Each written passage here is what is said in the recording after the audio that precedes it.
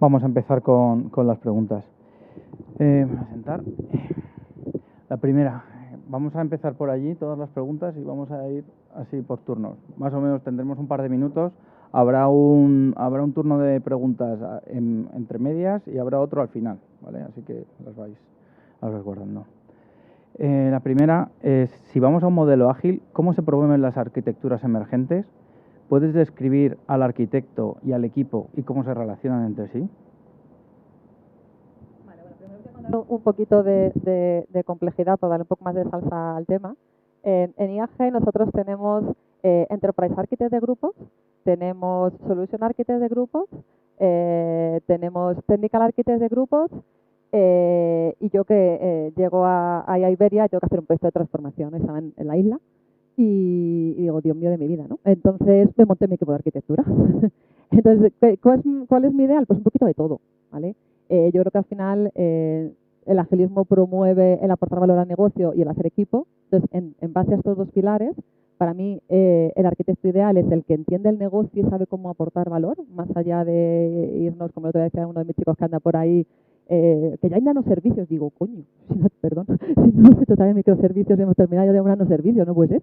Entonces, me aporta algo el nanoservicio, ¿no? O sea, ¿qué valor aporta cada componente de la arquitectura a negocio y cómo puedo medir eso? Y realmente que si yo propongo una arquitectura emergente es porque realmente veo que va a aportar un valor, porque obviamente no es lo mismo una startup que una aerolínea como en la que estamos nosotros.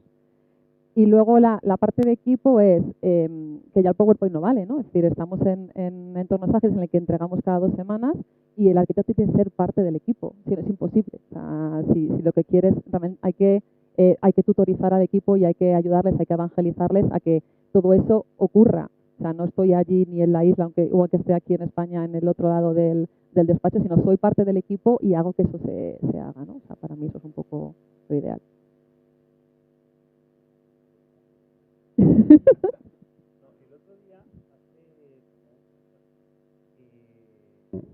Escuché, bueno, leí un tuit de Martin Fowler que se lamentaba de esto, ¿no? Que se lamentaba de que cuando ellos redactaron, los 3 padres del agilismo redactaron el manifiesto, parece como que no les habían entendido, porque ellos estaban mirando hacia otro lado. Ellos verdaderamente, que son gente técnica, estaban mirando hacia la arquitectura. Entonces, lo que sí ha habido es un movimiento, digamos, de muchísimo estrés hacia los aspectos más metodológicos, ¿no? más procedimentales, ¿no? Entonces, ¿cómo se implanta en una organización el agilismo a nivel metodológico y cuáles son los procesos? Y la pregunta vinculada, que si no me la haces ya, la harás dentro de 2 minutos, ¿no? Que creo que Paul hablaba de esto hace un momento, ¿cómo se escala eso en una gran organización? Lo que decía Fowler es que cuando ellos redactaron el manifiesto, estaban mirando más hacia la arquitectura. Entonces, él ha hablado mucho de arquitecturas de sacrificio, de sacrificial architectures y demás, que tiene mucho que ver con estas arquitecturas emergentes. Y al final, si sigues un poco estas líneas de pensamiento, la idea, por dar una respuesta a qué es esto de las arquitecturas emergentes, es dejar perder el miedo a que construir software también es destruirlo de manera sistemática, ¿no? Entonces tú tienes la responsabilidad de construir un software, pero, digamos, por poner 2 focos de atención, más que habría que preguntarse si la arquitectura realmente, porque yo, sobre todo aquí lo que me gustaría es romper 2 mitos, ¿no? Que es que hacer arquitectura ágil consiste en hacer una arquitectura deprisa. Y entonces, lo primero que se penaliza es la arquitectura y todo funciona como prueba de concepto, ¿no? Entonces, todo va a base de pruebas de concepto. Y es justo todo lo contrario. Es decir, una arquitectura emergente es una arquitectura que se reconstruye sistemáticamente, ¿no? Hay que hacer arquitectura de manera sistemática a lo largo de todo el proyecto y hay que hacerlo con el nivel de alcance, para que no impacte en la línea temporal, con el nivel de alcance, con el scope adecuado, ¿no? O sea, yo creo que eso es fundamental para entender, y la responsabilidad del arquitecto es liderar ese proceso y hacer pedagogía. Alguien hablaba antes de eso, hacer pedagogía de qué significa construir y destruir. Muy bien.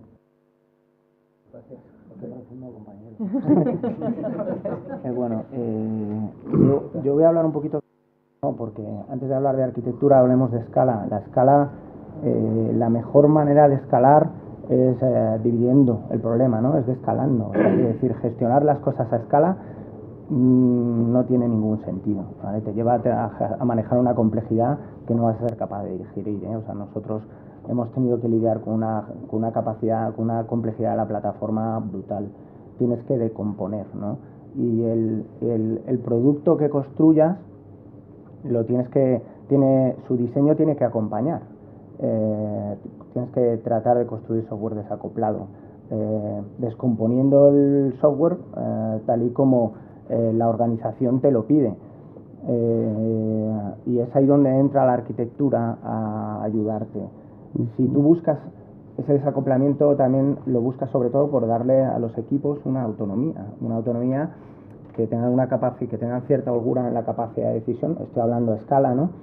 Estoy hablando de 50, 100 equipos, porque tiene que ocurrir el diseño dentro de los equipos, pero necesitas darles autonomía para tener velocidad, pero no, de alguna manera tienes que gestionar la complejidad, porque si no se te va a ir de las manos. Y es ahí donde la arquitectura te ayuda a tener lo que a mí me gusta llamar como una autonomía alineada. O sea, es decir,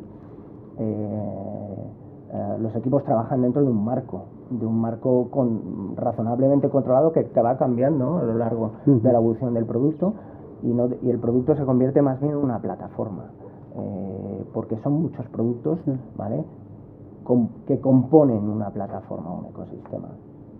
El rol del arquitecto ahí es de garantizar o trabajar en ese alineamiento que tiene que ocurrir para gestionar adecuadamente toda la complejidad que va a ir creciendo si no la gestionas. Sí, totalmente. La verdad es que nosotros ahora mismo lo que estamos viendo un poco en el día a día quizás no es a una escala tan grande, ¿no? Nosotros ahora mismo estaremos en torno a 10, 12 equipos, etcétera. Pero bueno, sí que es cierto que dentro de un entorno ágil, transformado digitalmente, donde te estás evolucionando cada día, tu arquitectura a nivel evolutivo debe cambiar. En ese sentido, creo que el rol del arquitecto dentro de cada uno de los equipos tiene que ser un poco, por un lado, mantener la gorra de mantener las guías principales dentro del equipo, pero sabiendo en qué momento hay que transgredir esas reglas, y dentro del equipo se debe favorecer el hacer un poco de innovación, el dar salida a nuevas arquitecturas, a nuevas posibilidades para solucionar problemas en el ámbito del equipo, y luego ser capaz de elevarlo dentro de la organización para que,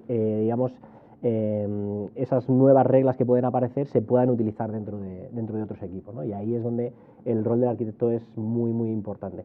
Y por otra parte, tiene una cierta confrontación natural hacia el equipo de desarrollo, ¿no?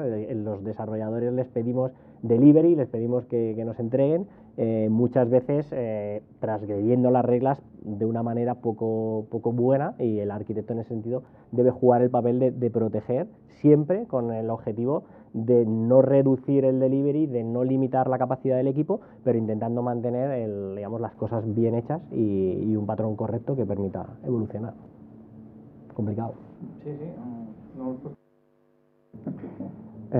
A ver, si hablamos de que la arquitectura emerge porque viene del equipo, yo entiendo que el equipo tiene que ser mínimamente maduro. Es decir, y la realidad de la empresa ahora mismo es que es muy difícil tener equipos maduros que atiendan a los básicos en el desarrollo, a los básicos que pueden hacer que el equipo genere esa arquitectura.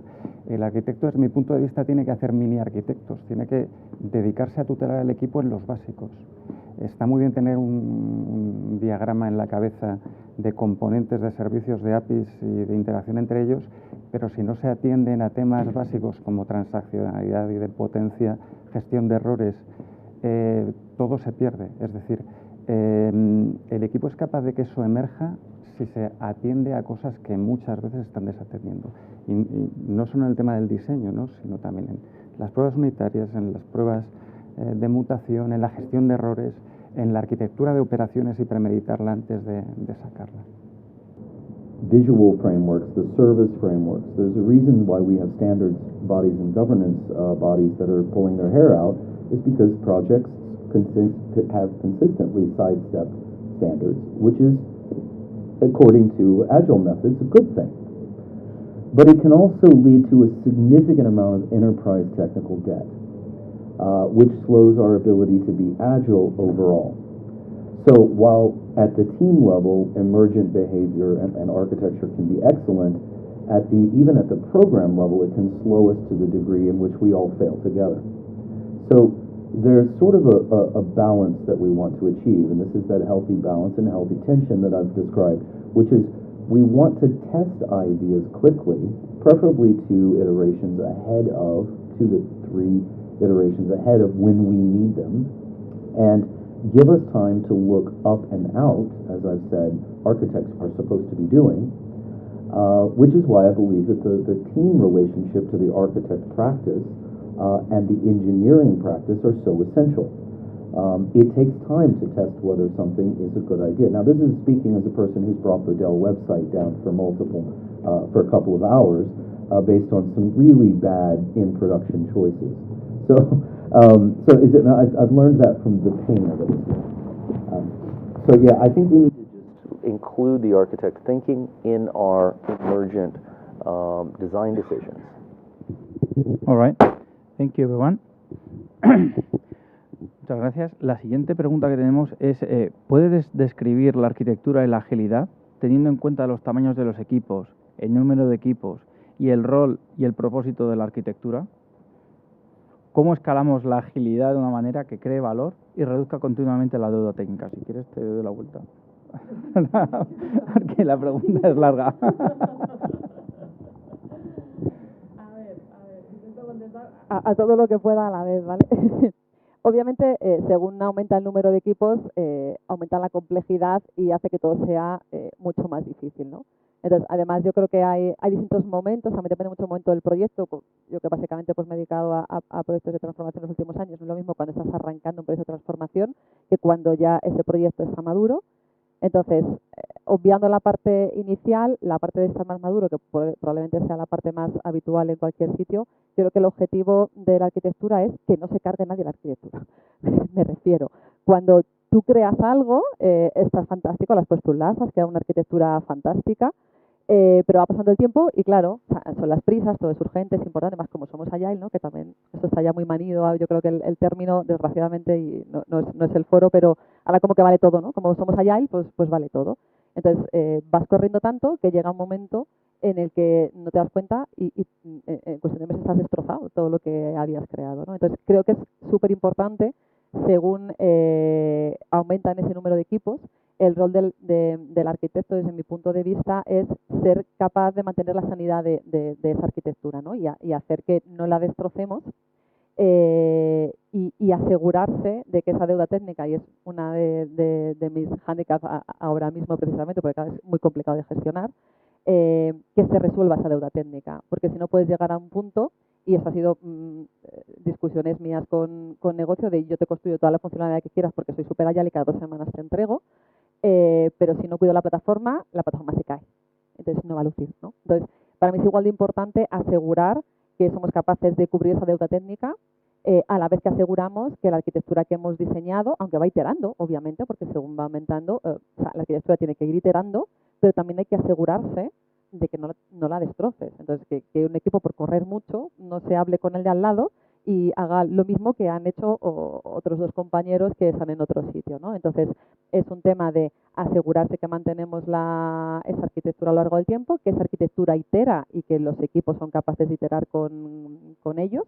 Y bueno, pues eso, asegurarse de básicamente que todas esas buenas prácticas se van llevando a cabo. Ha sido un trocito de la respuesta, no sé si Lo que dice Elena es fundamental. Se ha tendido a confundir muchas veces en agilismo, el término agilismo por el término velocidad, ¿no?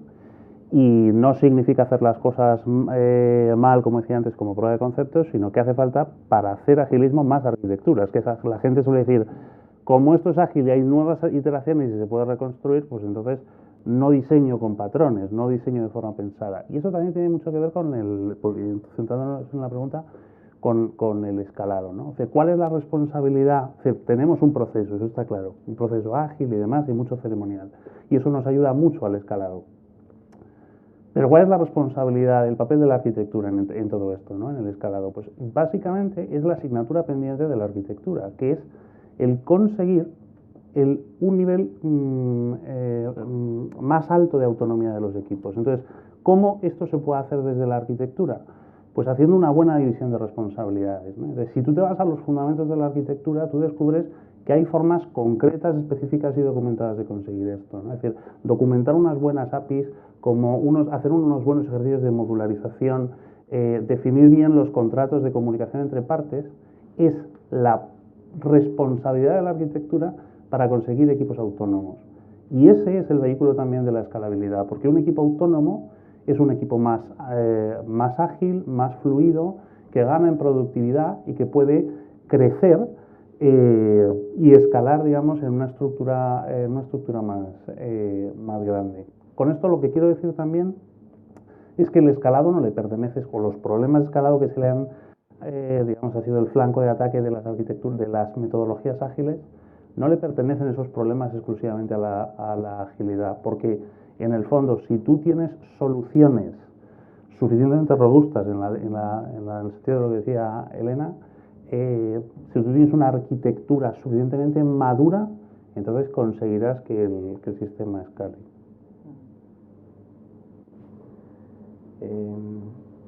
A mí me gusta contar que hay algunos artefactos que nosotros consideramos importantes para gestionar para gestionar la arquitectura. Uno de ellos es mantener un conjunto de estándares dentro de la organización, es decir, la autonomía la tienes que limitar porque si no, no vas a ser capaz de digerir toda esa complejidad tecnológica.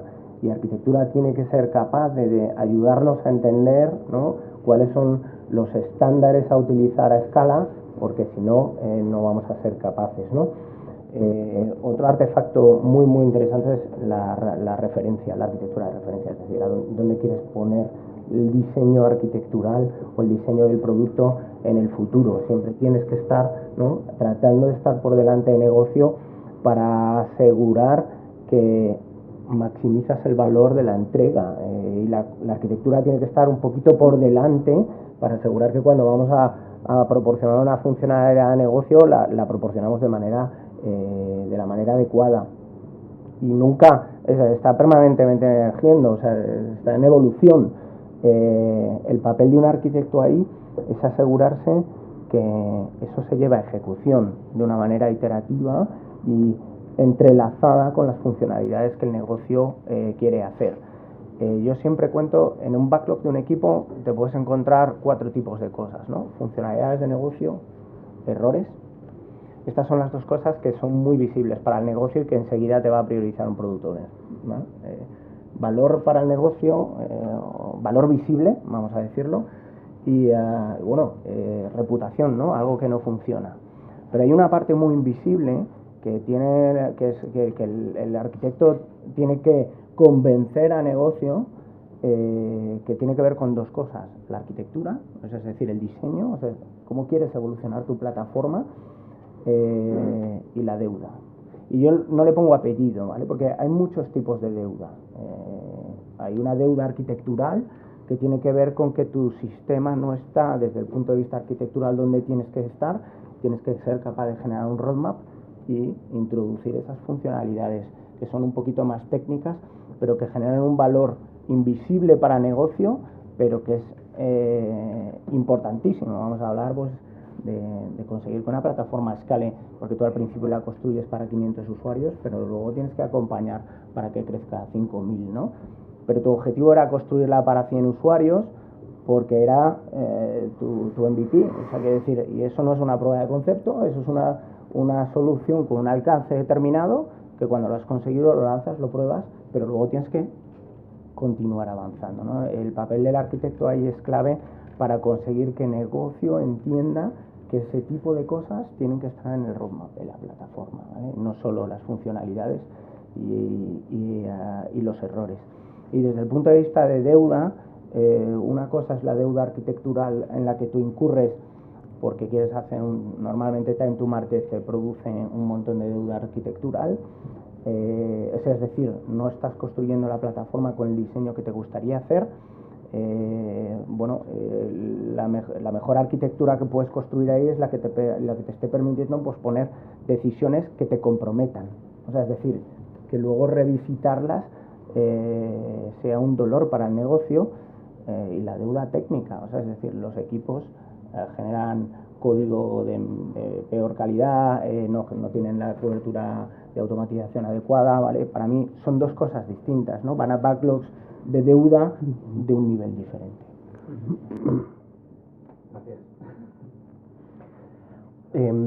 Dentro de, cuando hablamos de agilidad y hay diferentes frameworks, muchas veces uno de los roles principales olvidados es el del arquitecto, ¿no? Yo creo que a todos nos viene a la cabeza cuando hablamos de un equipo ágil que necesariamente tiene un product owner, tiene una serie de desarrolladores, tendrá una serie de stakeholders secundarios, pero yo creo que a día de hoy, en un entorno tecnológicamente complejo que va evolucionando, debemos considerar el arquitecto como un rol principal dentro de un equipo ágil y no como un stakeholder que participa parcialmente. Entonces, de esta manera creo que dentro de los equipos, quizá cuando tienes un equipo relativamente pequeño, a lo mejor tener un arquitecto dedicado puede ser un poquito overhead, pero en el momento en el que un equipo empieza a coger un tamaño de un squad más o menos razonable, yo creo que es absolutamente necesario su participación en el día a día y no simplemente aportando ideas o ayudando en el diseño. Como decíamos antes, creo que el arquitecto debe ayudar a evangelizar y a evolucionar y a formar al equipo.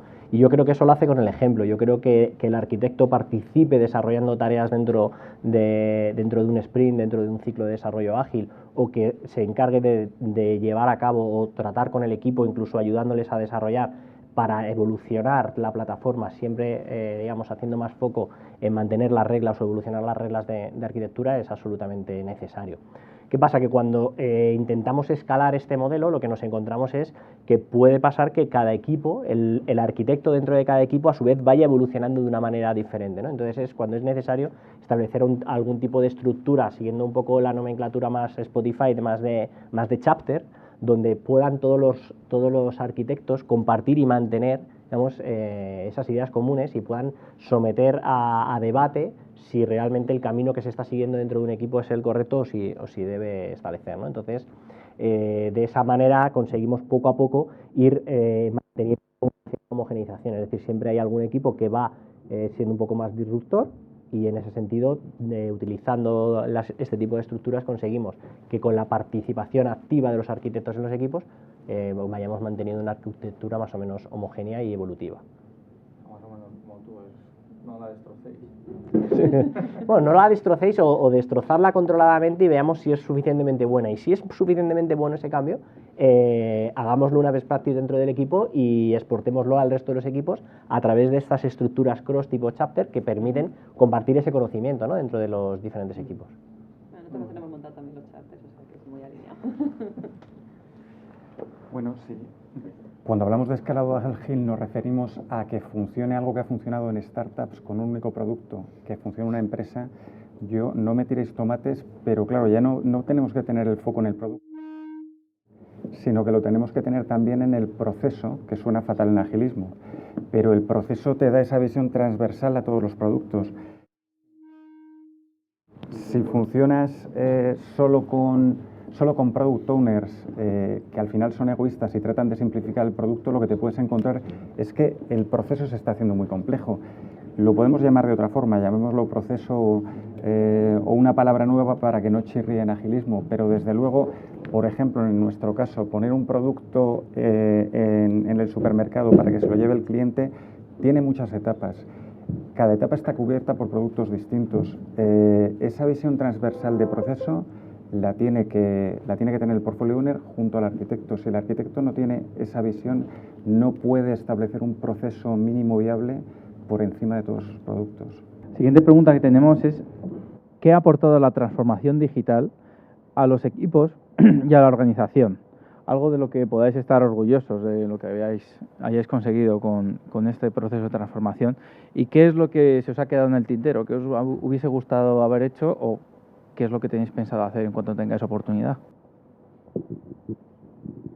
Bueno, como solo son 2 minutos, a centrarme algo porque si no... a ver, por esta última experiencia de IAG, donde además es el entorno más complejo, ¿no? O sea, para mí el principal valor ha sido acercar negocio y tecnología, ¿vale? Porque al final, cuando yo llegué, básicamente la visión era desarrollo, esto de negocio no tienen ni idea de lo que quieren, y lo de negocio es esto de IT, siempre es lo mismo y nunca hacen nada de lo que les decimos, ¿no? Y encima tardan 3 meses y esto es un desastre y bla, bla, bla, bla, bla. Entonces, yo creo que a través de Agile, que no es más que al final una herramienta para conseguir un fin, ¿no? Eso ha ido acercándose mucho. Y aunque, bueno, siga habiendo barreras, y incluso creo que nos hemos ido al otro extremo, que yo hay veces que incluso tengo que hablar muy seriamente con el equipo y decir, no, vamos a hacer esto porque el negocio me ha pedido, pero espera, ¿esto qué implica? ¿No? Entonces, creo que sí hemos sido capaces de acercarnos, incluso de irnos demasiado al otro lado, ¿no? Pero al final también, como IT, somos responsables de que tengamos un sistema en producción estable.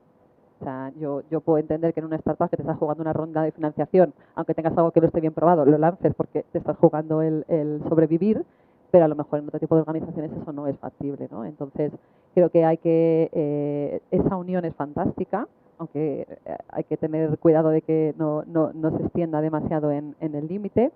Y gracias a esta unión creo que hemos sido capaces de crear un producto fantástico que ha crecido brutalmente. Es decir, hemos duplicado el channel shift que tenía la web,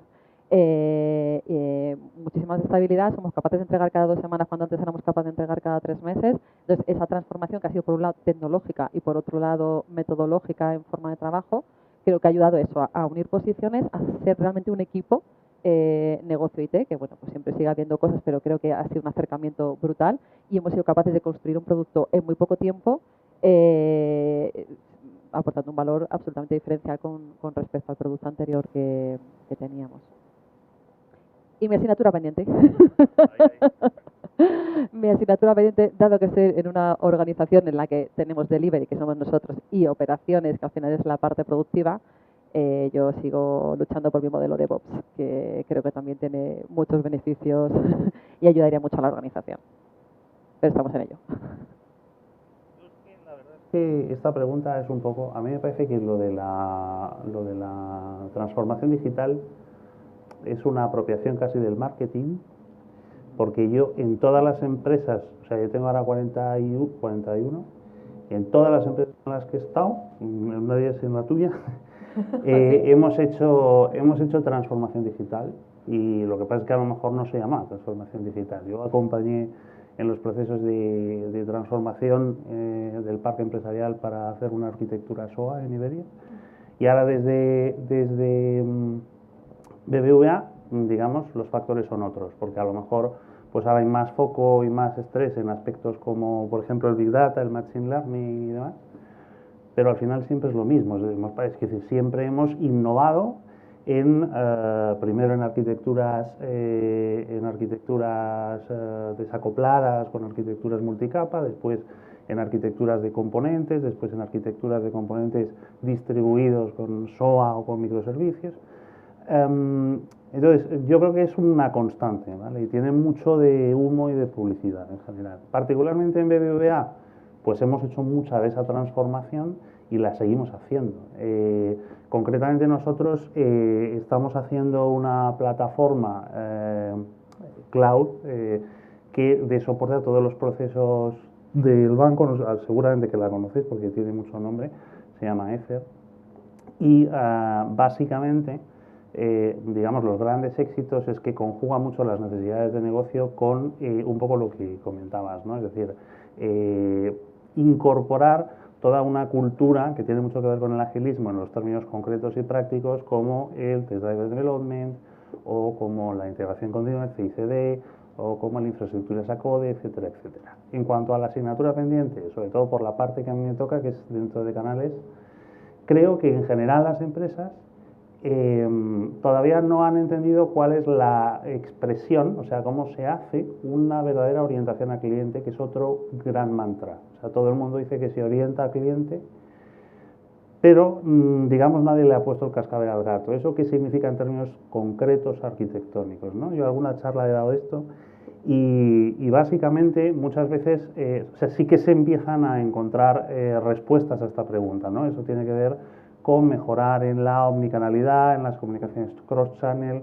en entender que el cliente ya no te está pidiendo los mismos mecanismos de entrada, que las nuevas generaciones utilizan otros medios de contacto contigo. Por poner un ejemplo, en los últimos meses hemos estado desarrollando un piloto para hacer comunicaciones con la corporación a través de WhatsApp y a través de redes sociales, ¿no? Entonces, eso, por ejemplo, todavía es una asignatura pendiente porque yo creo que es fundacionalmente, o sea, es un cambio cultural que se tiene que articular y se tiene que introducir de manera armónica en toda la arquitectura corporativa, ¿no? A mí me pasa un poco como Javier. O sea, la palabra transformación me genera sarpullidos, la palabra digital también, y juntas no las soporto, ¿vale? Yo creo que está ya completamente manido, ¿no? ¿Qué significa transformación digital? O sea, bueno, digitalizar, ¿no? O sea, facilitar el acceso de los clientes a tu producto a través de la tecnología. No sé, voy a poner los ejemplos. Tener la capacidad de identificar a un cliente a través de un vídeo selfie, ¿vale? En lugar de que tenga que ir a una oficina, ¿no? Estamos acercando nuestro producto. Dar asesoramiento en una hipoteca, que es un producto realmente complejo, a través de una videollamada. Y que además sea siempre el mismo agente el que te acompaña de manera sistémica en el ciclo de vida de ese producto. ¿Qué relación tiene Agile con todo esto, ¿no? Porque estamos hablando de tecnología, ¿no? De facilitar y de estar centrado en el cliente, que me ha parecido súper interesante. Bueno, pues evidentemente encaja como un guante, ¿no? Proporcionar valor de manera temprana al cliente, ¿no? Estás dando ahí. Pero sin duda alguna son términos muy manidos que se han aprovechado para vender muchos servicios. Nosotros hemos nacido como banco digital, y ING nació por teléfono, era lo más digital, el canal más digital que encontramos en ese momento, en el año 99, y luego saltamos a Internet. Estar centrado en el cliente, proporcionar valor y construir productos y servicios que faciliten su vida, y además en una era en la que la personalización es clave. Que te estaba fallando el micro, usaste mejor. Que la personalización es clave, pues las metodologías ágiles te van a ayudar mucho a conseguirlo, pero no dejan de ser un medio, ¿vale? No es el fin. El objetivo es proporcionar valor al cliente como puedas, ¿vale? De manera temprana. Agile te ayuda, a nosotros nos ha ayudado mucho, pero no deja de ser un medio. Yo creo no tanto lo que ha aportado la transformación digital, que como ya lo hemos comentado, ¿no? Sino que creo que la manera de trabajar que se está adoptando en empresas digitales o en empresas de base tecnológica ha aportado para mí una cosa bastante buena, y es que ha bajado el nivel de decisión a los equipos. Es decir, cuando antes se tomaban decisiones tecnológicas casi en el despacho del CIO o entre el jefe de arquitectura, y se le decía a los equipos directamente: esto lo tienes que hacer así. Creo que ahora, en esta manera de trabajar, ¿no? Dentro de entornos digitales, la mayoría de esas decisiones se toman en el día a día por los equipos que están cerca de lo que tienen que hacer, conocen mucho mejor, porque están en el día a día, cuáles son los problemas, ¿no? Y creo que eso ha aportado un valor enorme en cuanto a que el porcentaje de éxito de esas decisiones se demuestra mucho más rápido, y sobre todo es más fácil darte cuenta cuando esa decisión es incorrecta y te permite cambiar, ¿no? Creo que eso ha aportado un valor grande a las organizaciones. Pero creo que hay un punto en el que, bueno, pues yo personalmente lo he ido sufriendo en los últimos años, y que sería un poco como la asignatura pendiente, y es: dentro de estos equipos se piensa mucho en el build, se piensa en la construcción, se piensa en crear el producto, pero queda fuera el pensar en este producto lo tengo que operar, lo tengo que mantener, lo tengo que evolucionar, qué tengo que hacer para que el cliente funcione, ¿no? Es decir, ya no es simplemente construyo el producto, lo llevo a producción, sino tengo que darle un cierto servicio. Y muchas veces nos faltan dentro de estos equipos esos roles que están pensando, no tanto en la construcción, en la nueva funcionalidad, sino están pensando en cuando ocurra algo, cuando tenga un problema, cómo le doy servicio a mi cliente con las herramientas que tengo. Tengo que construirme herramientas específicas, tengo que extender estas herramientas, tengo que dar una nueva visión para que me permita dar una operación, ¿no? Y yo creo que ahí es un poco la asignatura pendiente. A mí también me produce urticaria el término transformación digital. Lo cierto es que yo creo que sí que ha servido para que por lo menos ya dejes de escuchar eso de que no somos una empresa de software, ¿no? Cada vez que tenías un problema con recursos humanos por rotación, claro, es que se va a otra empresa, pero es que nosotros no somos una empresa de software, ¿no? Eso se ha dejado de oír. Yo con eso ya me conformo. Y el producto de la empresa ya no es solo el producto que vendes directamente al cliente, sino también el software que estás construyendo. Una asignatura pendiente, pues yo os diría que a pesar de que hemos hecho muchos esfuerzos por poner al cliente en el centro y hemos sido además tan prácticos como para que en cada historia de usuario, en los criterios de aceptación, se especifique cómo afecta esa historia al cliente, cómo le afecta, la verdad es que no conseguimos tener al cliente en el centro. Quiero decir, no está en los dailies, no está en los eventos Scrum, y yo creo que por ahí el tema ese sigue fallando. Es decir, el Product Owner es un representante estupendo del producto, pero el cliente muchas veces nos sigue quedando lejos. Yo creo en ese sentido y lo comparto totalmente, y una práctica que no siempre te soluciona el problema, pero muchas veces ayuda, es, igual que hemos hablado de convertir al arquitecto como un rol principal dentro de un equipo, es convertir a la persona de experiencia de usuario como un rol principal, ¿no?, dentro del equipo, de manera que cuando estamos pensando cómo construir algo, siempre alguien levante la mano y diga, espera, que eso al usuario no le parece bien o no le gusta o le supone más dolor, ¿no? Y de esa manera creo que podemos intentar reducir un poco el impacto, pero sí es cierto que dentro del ámbito normal, y sobre todo los de perfil más técnico, se nos tiende a olvidar enormemente, ¿no?, el peso del cliente. So, digital transformation is such an interesting topic because it's so real in the sense of its societal impact. So we're starting to talk now about socio-technical systems. Socio-technical systems being those that impact lives, whether that's your banking app, or that is the airplane you fly in and the software that controls it, or whether it's the social systems that impact elections. Either way, the digital transformation at the company level has brought visibility to teams at the executive level. GDPR, security, effectively technical relationships directly to share price, which makes boards interested in a lot more than just how quickly you deliver and whether you do it on budget. And that means that we've got a lot of pressure on teams to do things that they've never had to do before when we were just an enablement function. So for 50 years, IT has enabled business. They were the business and we were IT, or technologists, or geeks, or whatever we wanted to call ourselves. We are now beginning to have to function as the business. And that level of visibility is causing a great deal of strain on the traditional mindset of governance, cost aversion, risk aversion, focusing on bugs over value or engineering quality or time to market. These are all a big mash of variables that are changing very dynamically around us. So IT has enjoyed a very long sort of long safe period where we were not held to the same sort of outcome standards that other engineering groups were for airlines and ships and things like that, but also what other business units were. So I think that kind of visibility is really exposing some of the weaknesses in our thinking and skill sets. Empezamos un turno de preguntas y necesitamos un micrófono. ¿Alguien que tenga alguna pregunta ahora?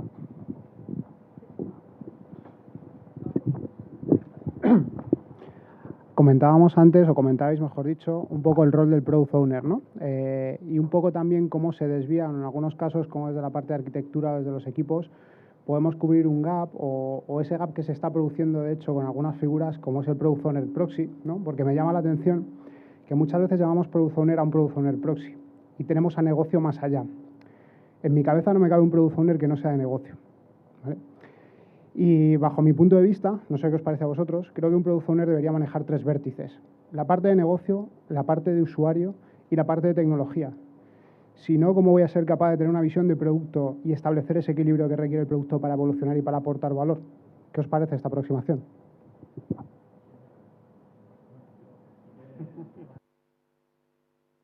El Product Owner debería tener esas 3 patas, pero luego el día a día, el mundo real, nos damos cuenta en la que normalmente tienen más peso en una que en otra, sobre todo depende de su trayectoria y de dónde venga, ¿no? Por eso creo que también está el resto del equipo para fortalecer. En ese sentido, si tienen menos capacidad o menos trayectoria dentro de la parte técnica, pues tiene un arquitecto o un tech lead que le puede ayudar a complementarla. Si, como estábamos diciendo, a lo mejor su expertise no es el conocimiento de usuario, sino más de negocio, se podría apoyar en un rol de UX. Y con la idea de poder, digamos, tener equipos que establezcan esa parte. Hay frameworks de escalado tipo de AD que establecen roles primarios y secundarios, donde hay una parte de la creación del producto que realmente se delegan en 3 roles, ¿no? Que sería el arquitecto, el product owner y la persona de UX, que nos va a permitir hacer esa historia de usuario. Pero, de nuevo, estoy de acuerdo que no deberíamos tener proxy product owners. Nosotros, por ejemplo, tenemos casos donde tenemos proxy product owners. ¿Y por qué lo hacemos? Sabiendo que no es algo perfecto, ¿no?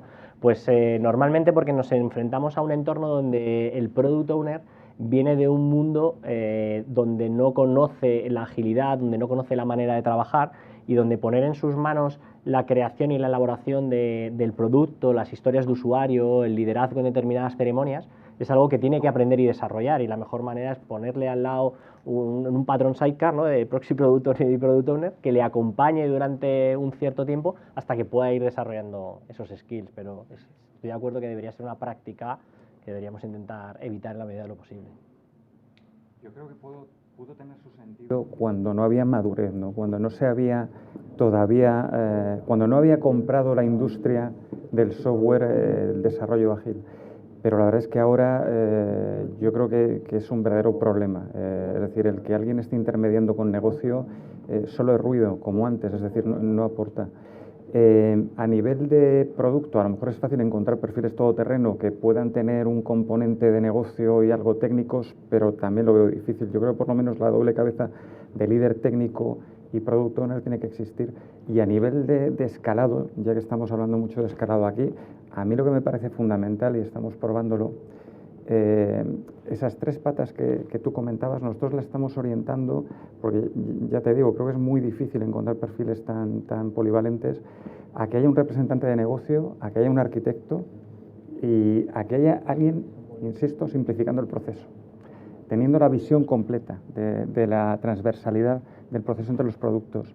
Y esa célula, que se puede llamar una célula de portfolio, es la que te puede asegurar también una arquitectura coherente o un escalado coherente.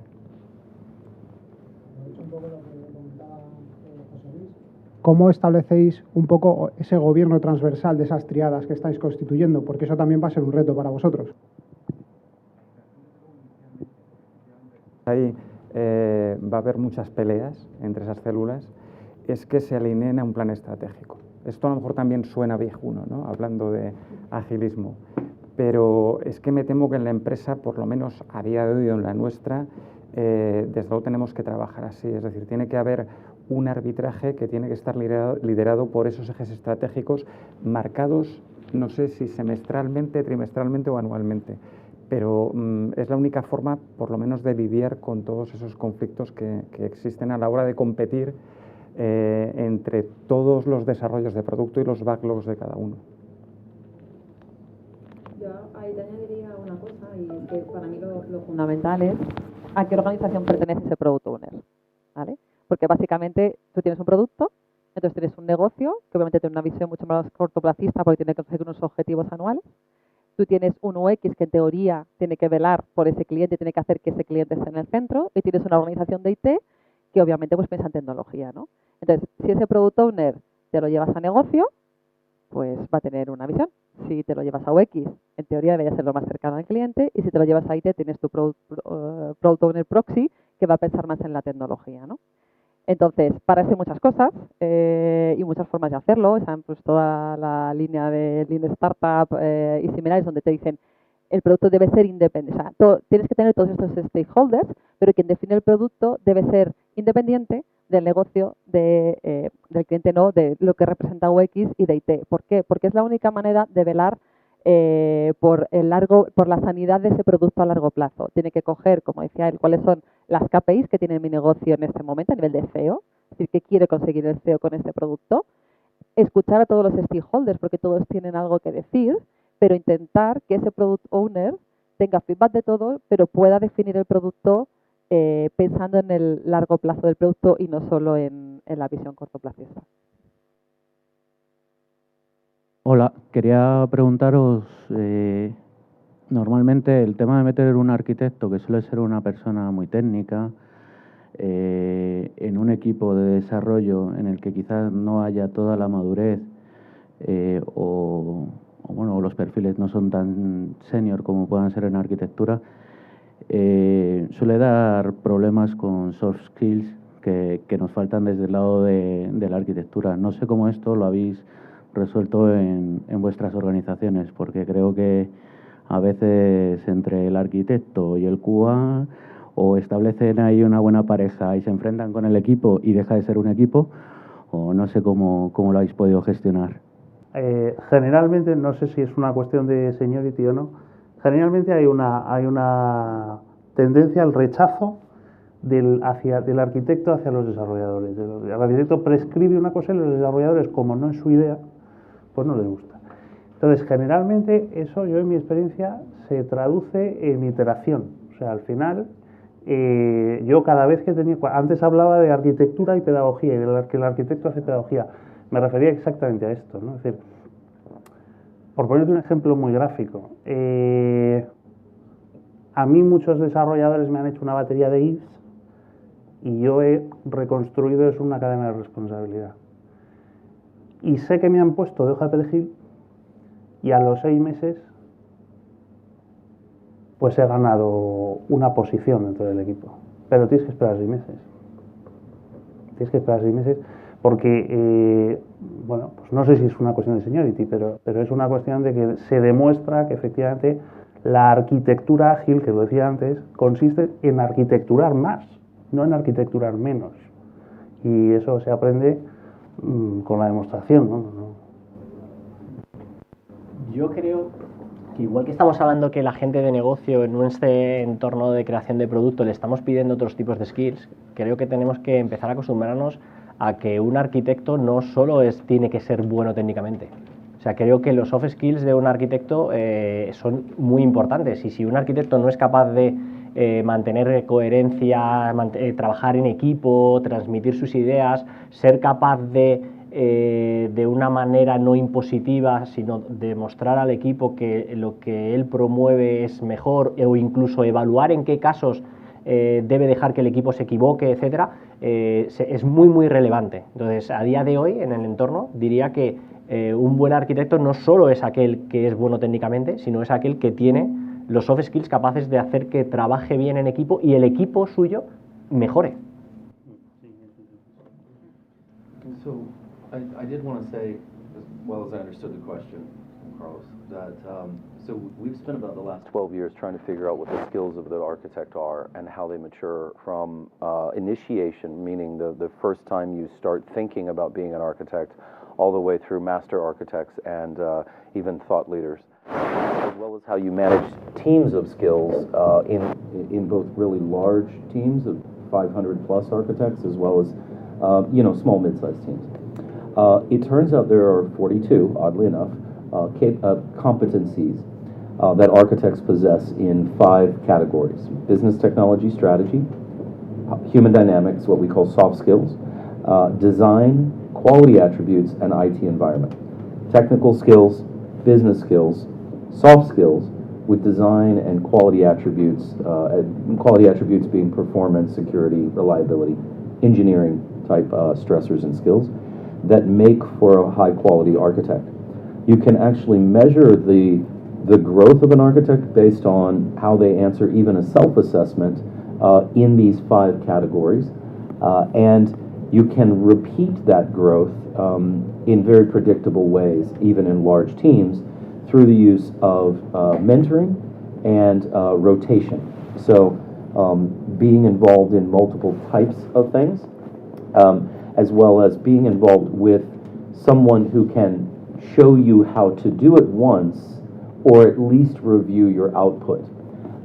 It is a very rigorous, difficult path to be a very good architect, because you have to maintain the balance of both technical capability as well as business capability, and soften that, if you will, through human dynamics. So it is definitely something that we take very seriously, because that profile of an architect is absolutely essential for it to fulfill its value to the organization.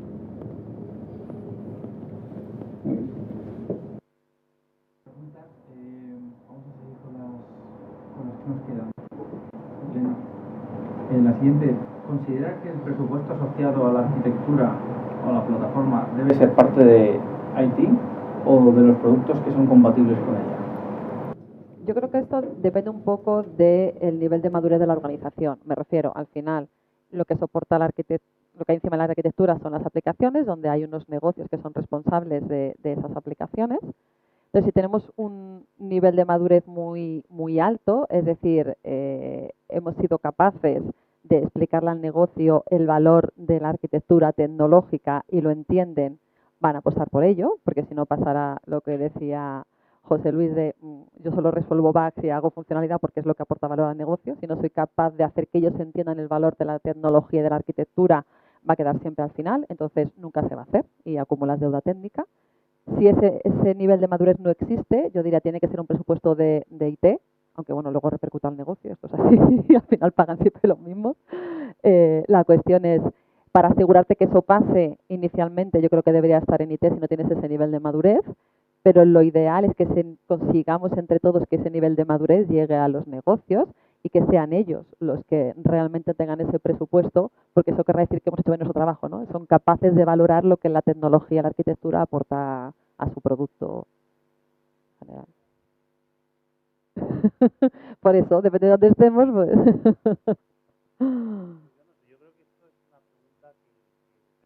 De la estrategia. O sea, quiero decir, o sea, por ejemplo, nosotros somos muy tecnológicos, o sea, pero es una línea estratégica de la alta dirección de BBVA que está en la responsabilidad de una serie de personas con nombres y apellidos que han decidido seguir esa línea estratégica. Los cambios organizacionales surgen día a día y lo que hoy, por ejemplo, pues es poner un foco de atención en el valor de plataforma tecnológica, mañana puede ser una reorientación a negocio o una reorientación al cliente. Si quieres, o sea, tampoco entiendo que es una pregunta que está bastante alejada del agilismo pero en términos generales no solamente depende de la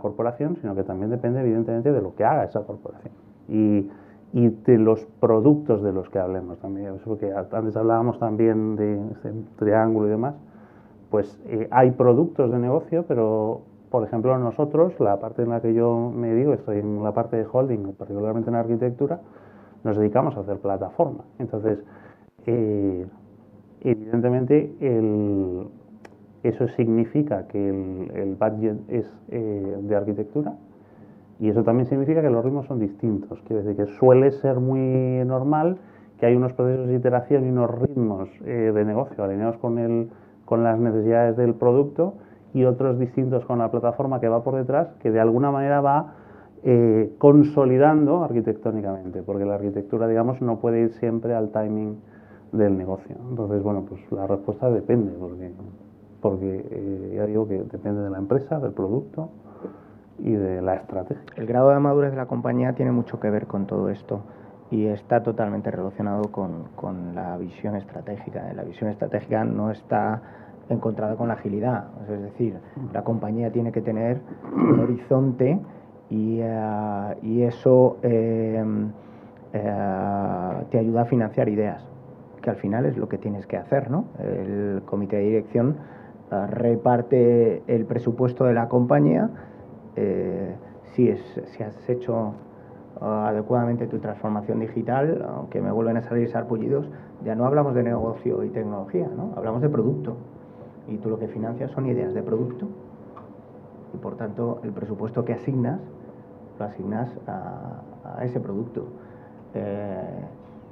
La responsabilidad de un tribe lead o de un responsable de producto es utilizar ese presupuesto, maximizar ese presupuesto en pro del cliente, bien en marketing, bien en tecnología, bien en lo que necesite, ¿vale?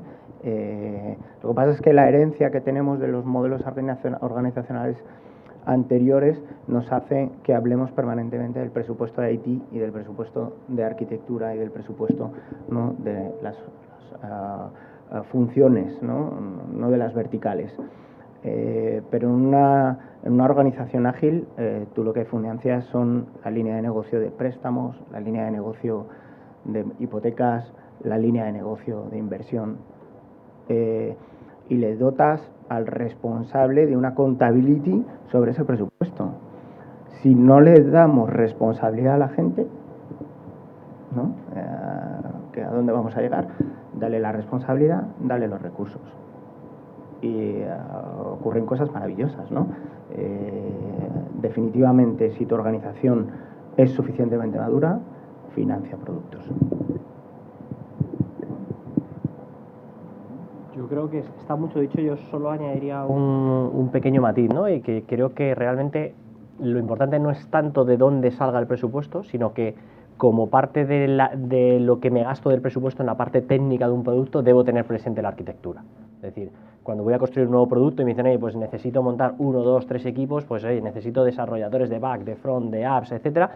Es muy importante que, con independencia de dónde salga, dónde esté en la hoja en qué casilla esté puesto el presupuesto, hay que tener presente que hace falta el rol de arquitectura como uno más y que hay que tenerlo presente. Esa para mí es un poco por añadir alguna cosa. IT dejó de ser un centro de coste hace muchos años. Es decir, ahora estamos hablando de fabricar software y de que tenga un retorno. Sí que se le debe pedir responsabilidad al Product Owner o al Portfolio Owner del ROI, se le debe pedir, pero como fabricar software tiene un coste y se necesita una arquitectura, yo creo que también es un poco irrelevante si ese presupuesto al final en la Excel aparece en el área de IT o aparece en el área de negocio. Pero al final les afecta. Sí, pero es de la empresa, el presupuesto es de la empresa. Quiero decirte que mientras el portfolio owner o el product owner defiendan un ROI del producto, bueno, el dinero lo va a poner la empresa, no lo va a poner un único departamento. Quiero decir que una vez que se decide quién lo maneja, pues no se debería seguir discutiendo, quiero decir, no lo veo un problema. La arquitectura, como son cosas que suele ser cross. Entonces, cuando hay alguna pieza que haya que evolucionar o que haya que modificar, ¿cuál de todas las áreas afectadas por esa pieza pues debería tomar responsabilidad todas a la vez? Pero para eso tenemos, digamos que el gobierno a nivel de portfolio y, como decíamos antes, a nivel estratégico, ¿no?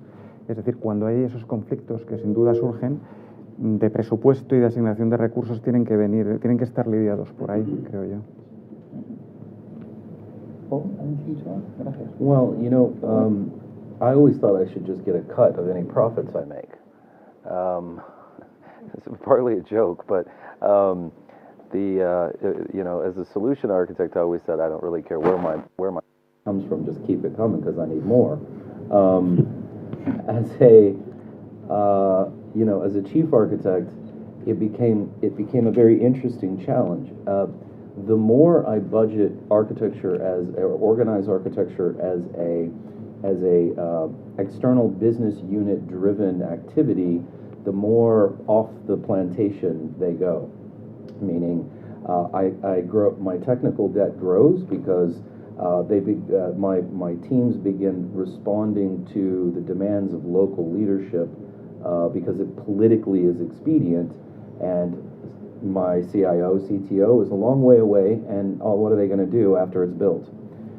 So we see a lot more shadow IT, a lot more things that are not that are exemptions to things, and potentially create technical debt the further we go out. What we've found is if you organize around value streams and create a connection between your business architecture and solution architecture practice that is ironclad, that they are dependent on each other for success so that they cannot fall apart, that you end up with mostly horizontally funded, kind of in a safe or in a scaled agile kind of way, in a kind of investment community funded manner. If the architects are high quality, meaning their skills are where they should be, they tend to grow well that way.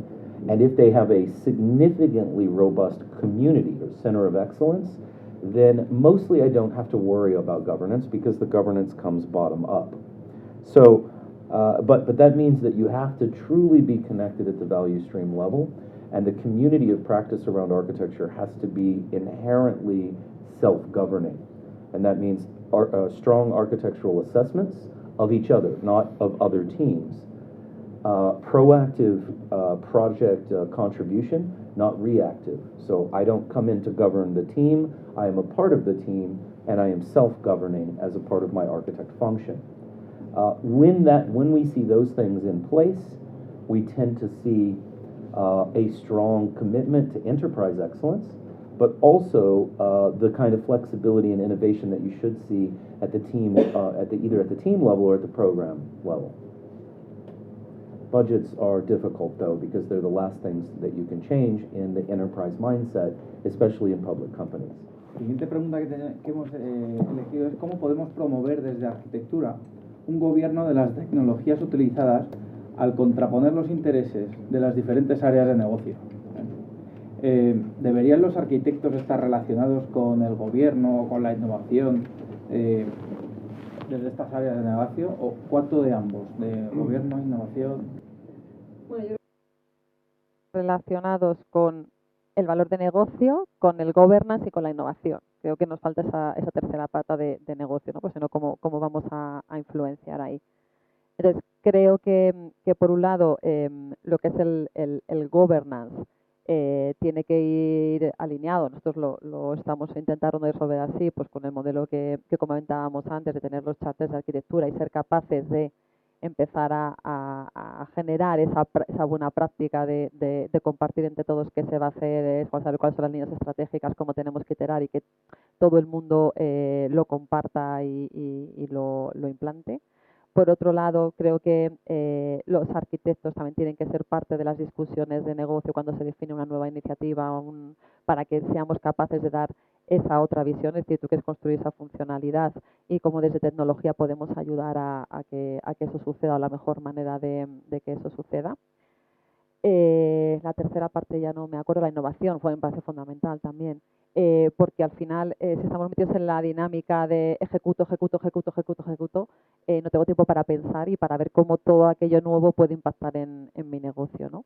Y al final un simple cambio puede suponer una gran diferencia. Entonces, para mí son las tres patas exactamente igual de importantes, es decir, que seamos capaces de saber cómo aportar valor al negocio cuando tenemos que definir cosas nuevas o cosas que están en curso, ser capaces de mantener ese governance de la arquitectura en todos los equipos, y por otro lado ser capaces de entender cómo esa innovación puede aportar valor y cuantificarlo, ¿no? Más que allá de que surjan cosas nuevas, es decir, conociendo el negocio y conociendo a los equipos, cómo esa innovación puede hacer que todo eso mejore. Creo que son las tres patas realmente. A ver, yo es que creo que es una pregunta un poco tramposa, porque depende mucho, pues otra vez, de la línea estratégica de la corporación y del producto. A veces hace falta innovar mucho, otras veces no hace falta innovar tanto. Depende de a lo que te dediques. En nuestro caso, estratégicamente, tenemos una fortísima inversión en innovación, fortísima. ¿Por qué? Pues porque las personas que dirigen la compañía sí lo han decidido de forma estratégica. Y ya digo que hablo con conocimiento de causa porque hay cambios organizacionales que repercuten en que esto tiembla. O sea, que a veces no es una constante la innovación. Satisfacer al cliente no significa necesariamente hacer innovación. Lo que sí es verdad es que hacer innovación no puede seguir los ritmos del agilismo tal y como se ha malentendido de manera tradicional.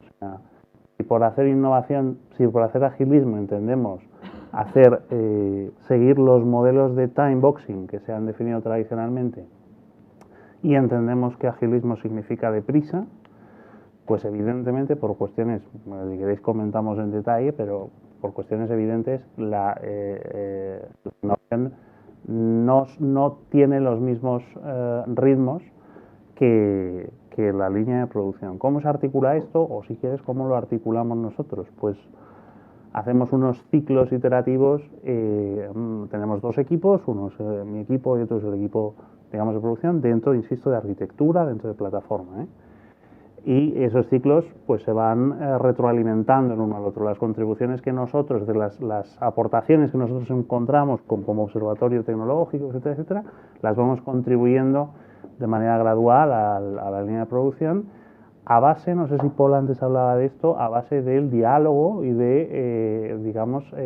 de mucha conexión entre los arquitectos de uno y otro lado, ¿no? Entonces, no sé si es casi posible responder a la pregunta en qué porcentaje, porque todo eso, sobre todo, depende mucho de las condiciones y de lo que se pretenda perseguir, ¿no?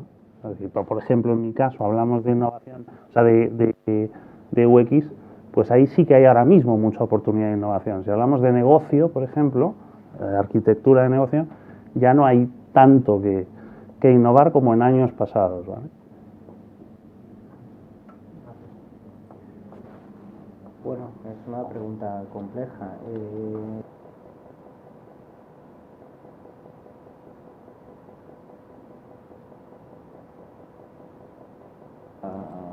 H2, H3, no sé si el modelo de McKinsey, quiere decir, habitualmente el equipo de delivery hace incrementos de productos sobre lo que tiene y el equipo de arquitectura habilita y acompaña al negocio para utilizar la tecnología en segmentos o capacidades tecnológicas aprovechables por el negocio, y esa es una capacidad que arquitectura tiene que tener muchísimo foco, porque la ejecución, ¿no?, el horizonte de innovación 1 no te deja, ¿no?, ese día a día no te deja participar de otra serie de cosas. Es responsabilidad de arquitectura estar ahí. No pueden no estar, porque entonces la organización no crece, o nos vamos a quedar estancados, ¿no? Pero el gobierno es importantísimo, y también es una palabra manida, ¿vale? Parece que el gobierno es antiágil. O sea, conseguir alinear, ¿no?, distintos dominios es importantísimo, ¿vale? Y eso solo puedes hacer con mecanismos de gobierno. Autonomía alineada, hablaba al principio del negocio, tiene que ser capaz de evolucionar de manera independiente, ¿no? La arquitectura tiene que asegurar que eso ocurre, pero que lo hace también de manera ordenada, ¿no? Con lo cual, pues no me decanto por nada, dependerá del momentum. Hemos tenido momentos en ING con muchísimo foco en innovación, hemos tenido momentos con muchísimo foco en gobierno, ¿no? Y creo que es pendular, ¿no? Porque cuando no pones foco en la innovación te quedas atrás, cuando no pones foco en el gobierno te desordenas. Yo creo que el gobierno de las tecnologías es muy importante, pero es cierto que cuando lo llevas al día a día de los equipos se suelen revolver, ¿no? A la gente parece que los términos de autogestión y etcétera dentro de los equipos, pues cada uno se lo lleva hacia lo que quiere, y normalmente una de las cosas que primero suelen entender los desarrolladores es a intentar ser autónomos en las elecciones de las tecnologías que hacen, ¿no? Entonces yo creo que desde arquitectura la manera de promover ese gobierno es intentar poner un pequeño punto de control dentro de los equipos, y cuando se hace la toma de decisión que puede afectar en cierta medida a las tecnologías, siempre digamos mantener un poco de freno, llevarlo a estas estructuras cross que hemos dicho, de oye, dentro del equipo se está hablando del uso de estas tecnologías diferentes, poderlo llevar a un debate un poco más cross, y en el caso que se quiera, digamos, probar, innovar, etcétera, pues darle luz verde o no. Entonces, en ese sentido, creo que promover el gobierno de las tecnologías desde la arquitectura, una manera es eso, teniendo un rol importante a la hora de dar luz verde o no a las tecnologías.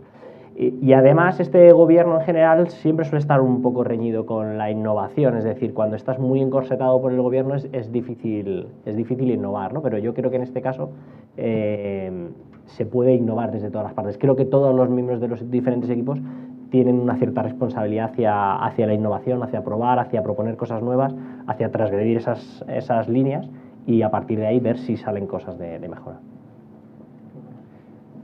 Yo poco más puedo aportar sobre lo que se ha dicho. Lo que sí me gustaría comentar es que, aparte, digamos, del rol técnico del arquitecto, es fundamental su empatía con el negocio, ¿no? Su interés por saber lo que se está haciendo, por comprender los procesos,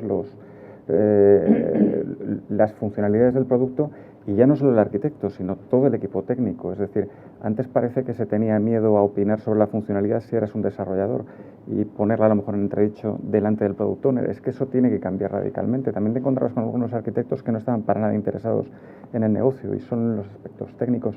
Eso creo que ya está fuera de discusión, ¿no? Y me parece que es importantísimo ese rol dentro de los equipos técnicos.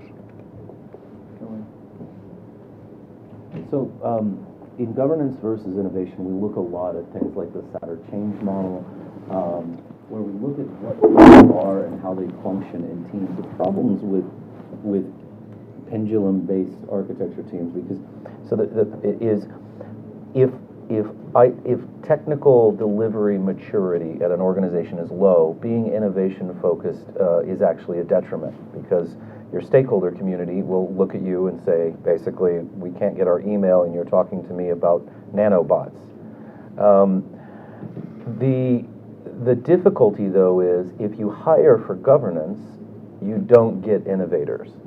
So taking a governance-focused team and trying to make them innovation-focused is a little like, I don't know, it's like taking someone from the tax office and making them into an investment banker. They just aren't the same people in many cases. Now, those are extremes, obviously, but it is very difficult to go from a governance-focused team to an innovation-focused team. That being said, architecture itself appears to be innovation-focused. It appears to be focused on how do we get to the next stage. Which means that, yes, we do have to have about 30% of our personality that is, or maybe more in some cases, or 30-40% of the team that it looks to be what we call guardians as opposed to artists. This is Satter again.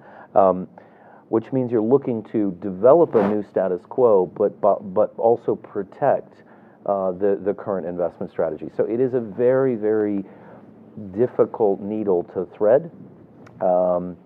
But it is doable as long as you treat governance versus innovation as a first order object in your what we call engagement model, and that you know when to shift your focus. Because if you're governance focused in a highly innovative business, you will fail as readily as being an innovation focused in a governance focused business. Muy bueno. Vamos a ver, teníamos un par de preguntas más, pero como vamos a ir al segundo turno de preguntas para si alguno tiene alguna pregunta para haceros. No hace falta esto.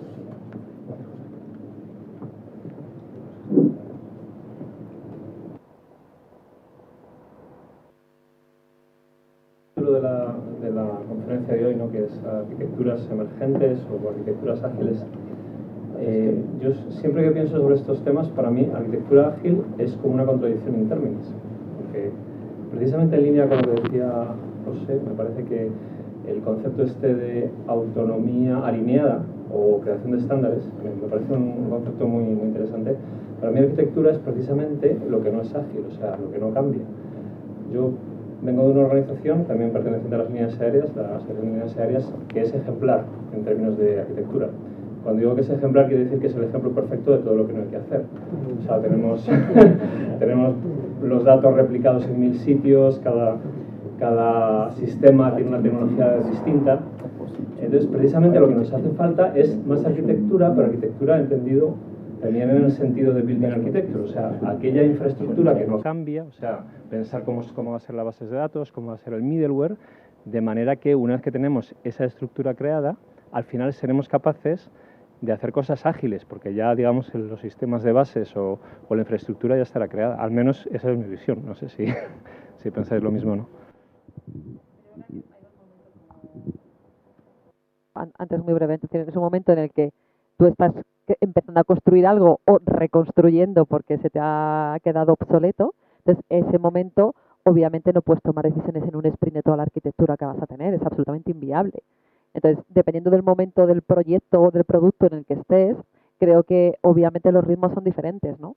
Pero cuando luego ya has construido esa arquitectura de base, luego ya sí que tienes un periodo de madurez en el que ya sí puedes ir iterando de manera pequeñita y es más factible hacerlo. Pero desde luego si tú estás en un proyecto que tienes que hacer una transformación porque tienes esos miles de modelos que no son compatibles, eso no puede ser ágil en ese momento. O sea que, por eso tengo también lo del término ágil, pues un poco creo que lo hemos dicho todos, ¿no? A ver, es decir, Agile es un framework para conseguir un objetivo, pero quiere decir que luego hay una casuística de compañía y un momento de proyecto en el que estás. O sea, hay tantas variables a tener en cuenta que yo creo que decir que vas a construir una arquitectura de manera ágil, pues obviamente hay situaciones en las que eso no es factible, pero luego mantenerla ya sí que puede ser otro punto de vista en el que sí puede ser. Me parecía esa la pregunta más interesante.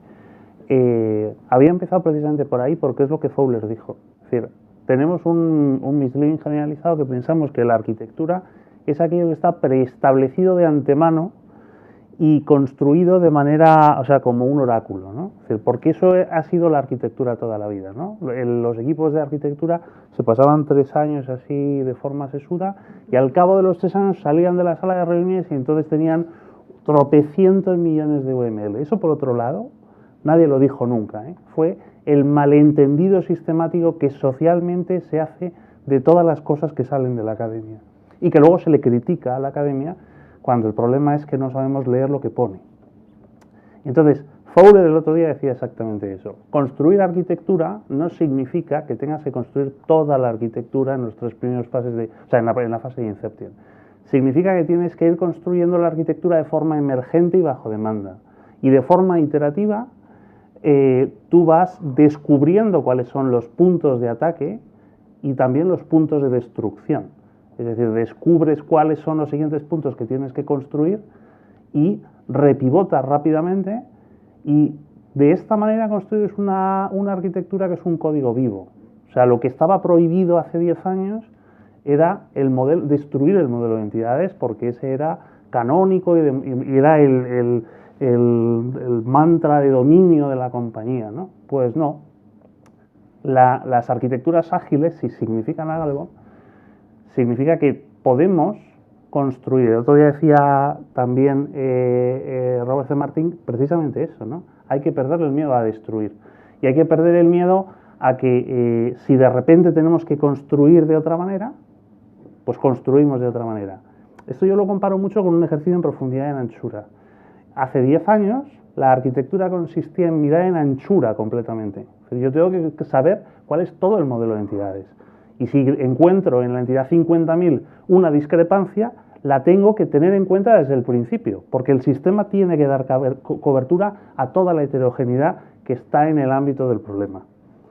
Lo que las voces autorizadas del agilismo dicen en relación a la arquitectura no es necesario, si tú haces una prospección, no en profundidad, que es un poco el malentendido de eso, es decir, no, yo me hago la prueba de concepto, que es una entidad y hacia abajo. Pues hay que construir un poco en anchura y un poco en profundidad.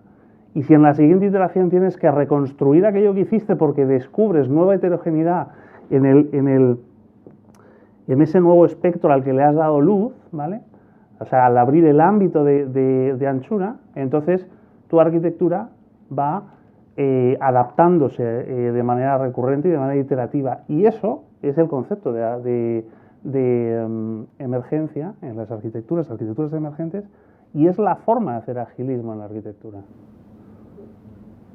Entonces yo creo que hay que admitir que el software es miserable y que no va a haber, cada vez va a haber menos estabilidad. Quiero decir, solo hay que ver las tecnologías del frontal, que si GWT, Sencha, AngularJS, Angular, quiero decir, no sé, puedes invertir, pero tienes que estar dispuesto a cambios continuos. Sí, yo tenía... uno de los principios claves de la agilidad es montamos un proceso iterativo incremental, es decir, no lo construimos ni de una sola vez, ni vamos al final de golpe, porque eso acumula un riesgo, bueno, os lo sabéis de memoria, ¿no? Por eso, como dice Javier, tienes que construir un poquito en horizontal y en vertical para maximizar el retorno a la inversión y poder pivotar. Con todos estos ciclos tecnológicos tan rápidos que ocurren, tenemos que construir software que esté preparado para ser cambiado. Ese es el principio que tienes que mantener permanentemente, y la arquitectura te tiene que ayudar a eso. Porque hoy estás con Oracle, mañana te has movido a Postgres, por cualquier circunstancia, una necesidad de negocio, una necesidad de costes, un MySQL, o te mueves a otro mecanismo de persistencia distinto. La arquitectura te tiene que facilitar, ¿vale?, que tu producto sea fácilmente cambiable. No puedes comprometerte. Tienes que, o sea, la mejor arquitectura es aquella que te evite los máximos compromisos, porque le dará larga vida a tu software. No se convertirá en legacy tan rápidamente. Y sin embargo coincidirás conmigo, en que es lo primero que se mata, ¿no? Hacer agilismo significa dejar de hacer arquitectura. De hecho, hay gente que dice, la arquitectura no puede existir. Está terminantemente prohibido hacer un UML. Si quieres te dejamos un sprint 0, pero bueno, porque nos has caído bien, ¿sabes? Entonces, es todo lo contrario. Si tú no tienes arquitectura, como decía Elena, que lo ha dicho varias veces, muy bien dicho, estás abocado al fracaso. Para hacer una solución ágil necesitas estructura. So, if I understand it, as I understand the question, is architecture should last longer, basically, based on change above it, that we should be able to build whatever we want on top of it? Is that something like it? Not change. And so agility and architecture are at odds. Yeah. Is that a good summary? Okay. So when I moved to Europe, I plugged in my toaster and it exploded. We regularly hook up houses to interfaces and houses and buildings have regularly well understood interfaces to the city in which they're connected, electricity and primarily water and waste. And yet we regularly have things explode with those three relatively simple interfaces and contents that go between them. Now, as we move into technology, we radically change both the rigor we apply to any given thing we hook up to the system. The thing, we'll just call it the thing from now on, because it's this big monstrous topology of nasty that we deal with at the enterprise level. We regularly change the interfaces. We radically change the contents that go across those interfaces, and we do so in a completely unregulated way. It's a wonder anything works, much less architecture itself as being sort of timeless. This is the only business that I'm aware of, or engineering feat that I'm aware of, where you build things to be skyscrapers and then turn them into airplanes. and add wings, and there's turn them sideways, and just give them jets, and they should fly, right? And so we have to be sort of aware that that kind of change and stress on a system will break any architectural decision in a relatively short amount of time, without constant care and feeding. Which is why technical debt is such a real living problem for our ability to be agile as a business. Add to that role confusion, the lack of professional capabilities, the use of the lowest possibly skilled person for any given job because of cost profiles, and a whole host of other techniques that we use in IT to keep costs down and velocity high. And you end up with basically chaos. So, like I said, to me, it's a wonder that we're able to do the things we can, much less that architectures last more than 6 months, maybe 18 months, somewhere in that vicinity, without, again, a much bigger team and a much larger budget, which most organizations are not willing to apply in the first place to do the kind of testing needed to make sure that they're the right architectures for that particular problem domain. So, that being said, I think there's a positive outlook on this because IT is now a business unit. And that means we're getting the visibility and the funding necessary to be able to do things right. I've always said, if we built buildings and operated on patience the way we build IT, there'd be a lot more dead people. So what we are getting now is the opportunity to do things the right way. And that means engineered well at the Agile team level, not just governed for cost and velocity at the enterprise level. So you get a bit of both, I think, city planning / dynamic stuff. And you can do your best, but it's always a work of art in the end, not just a science. Okay. ¿Una otra pregunta? O ya tomando jamón. I want some ham.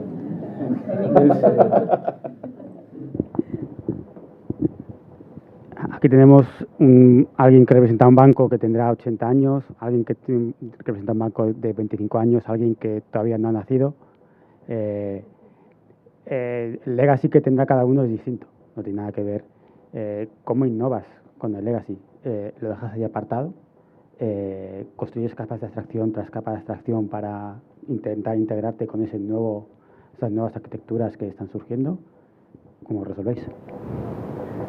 Yo lo que quiero saber es por qué con 80 años me han mirado a mí. Tu banco. Bueno, la innovación está dirigida. O sea, nosotros no innovamos, digamos, para todo el público, ¿vale? O sea, en nuestro caso, BBVA, en la parte de front, te digo, y en la parte de UX y las arquitecturas de canales, innovamos para una generación nacida en la digitalización. O sea, nosotros, bueno, que no se me enfade mi compañero porque ellos son honestos competidores en este sentido, ¿no? Nosotros orientamos nuestro negocio a cosas como, por ejemplo, tener la capacidad desde el móvil de apagar la tarjeta electrónica, o sea, la tarjeta de crédito a golpe de un ratón, y eso un octogenario a golpe de un botón. Eso un octogenario no lo demanda, pero para nosotros es core, eso, desde el punto de vista de la innovación.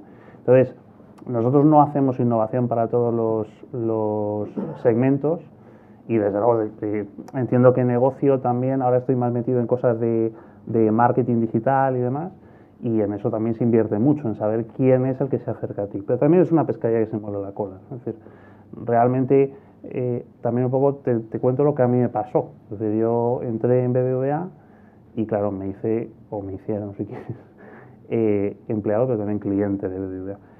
Y entonces descubrí, yo tenía otra relación con otra marca como mucho más así de roja, y descubrí un banco que era muy distinto, ¿no?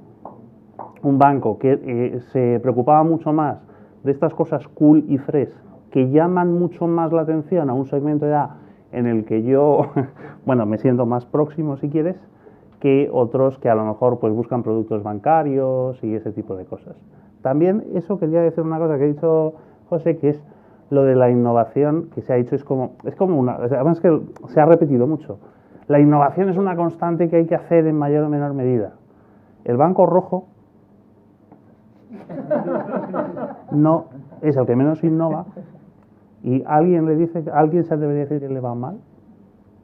O sea, eso es lo que quiero decir también. La innovación es una cosa que se modula estratégicamente. Y si tú tienes que hablar, porque además esto nos lo preguntamos mucho. Es decir, en mi último proyecto, uno de mis últimos proyectos, ha sido la interlocución por WhatsApp, ¿no? Y lo que nos preguntamos muchas veces desde la perspectiva del UX, que eso no sé quién lo decía antes, ¿no? Falta el tío de UX que es el representante del cliente, ¿no? ¿De verdad tú por Twitter o por WhatsApp vas a pedir una transferencia? Entonces eso también muchas veces innovamos de una manera, si quieres, intuitiva. Esto sí se parece mucho a los modelos de innovación de Google, ¿no? Porque tú te levantan tropecientos mil proyectos y a ver cuáles sobreviven en la siguiente ronda de financiación. Operamos mucho en ese sentido. O sea, yo evidentemente no tengo nada que ver con la toma de decisiones estratégica, pero es así, se vive día a día. No sé si te respondí a la pregunta. Yo hablaba de innovación. Has tenido mérito, o sea, no te he respondido. No innovación de producto, ¿vale? Puedes innovar un producto sin innovar tu arquitectura. Sí. Bueno, ahí también es una cosa, eso sí que lo hemos hablado antes, una cosa estratégica. Es decir, en BBVA, por ejemplo, hemos decidido, las palabras grandilocuentes de nuestros líderes eran que éramos una fintech y que estábamos construyendo una plataforma de banca, la plataforma de banca por excelencia. Y es una decisión estratégica que evidentemente depende de...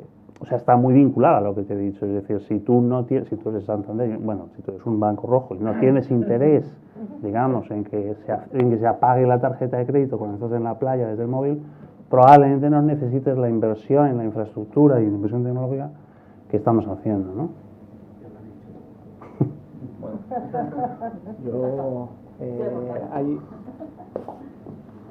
Habría que entender qué entiendes por legacy, ¿vale? Porque yo creo que probablemente en la mente de cada uno de nosotros sean cosas distintas. Yo voy a compartir lo que yo entiendo, ¿vale? Y a partir de ahí elaboro.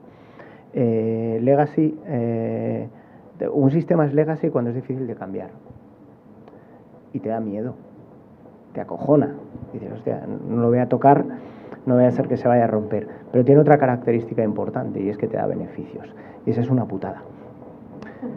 Porque si no lo apagarías.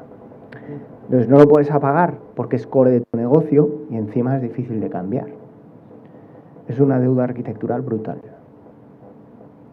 Tienes que mantener la deuda bajo control.